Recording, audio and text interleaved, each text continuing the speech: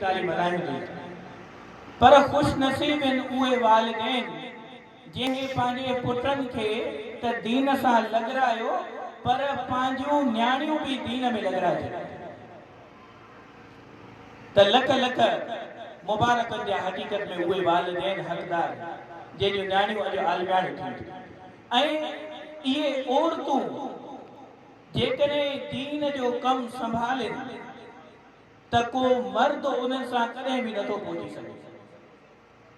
तव्हां तारीख़ी किताब खणी ॾिसो, तव्हांखे ख़बर पवंदी त जेको भी कामयाब मर्द आहे, जेको भी वॾो वलीउल्लाह अल्लाह वारो कोई भी शख्स गुज़रियो आहे, उन जे पोयां औरत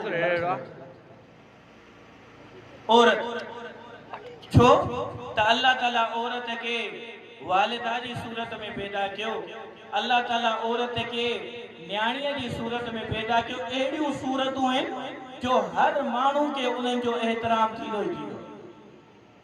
पोइ इहा ई वालिदा जॾहिं पंहिंजी औलाद जी सुहिणे अंदाज़ में तरबियत कंदी आहे त पोइ उन सूरत में उहो पुटु वक़्त जो जुनैद बगदादी, बायज़ीद बुस्तामी ऐं बाक़ाइदे उन औलिया अल्लाह मां थींदो आहे त जंहिंजे लाइ माण्हूअ जो ज़हन ई हैरान थी वेंदो आहे त आख़िर इहे इन मर्तबे ते पहुता कीअं।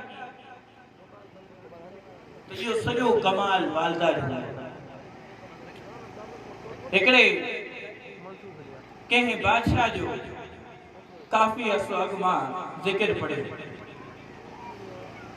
त उन बादशाह पंहिंजे पुट खे शहज़ादे खे जंग में मोकिलियो।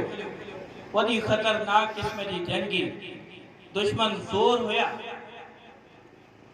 अचानक बादशाह ताईं इहा ख़बर पहुती त शहज़ादो जेको उहो जंग मां भॼी वियो। ऐं तव्हांखे ख़बर हूंदी हाणे त अगर जे असां बुज़दिल थी चुका हूं, इस्लाम जी तारीख़ रही आहे त इस्लाम कॾहिं बुज़दिली के पसंदि नाहे। त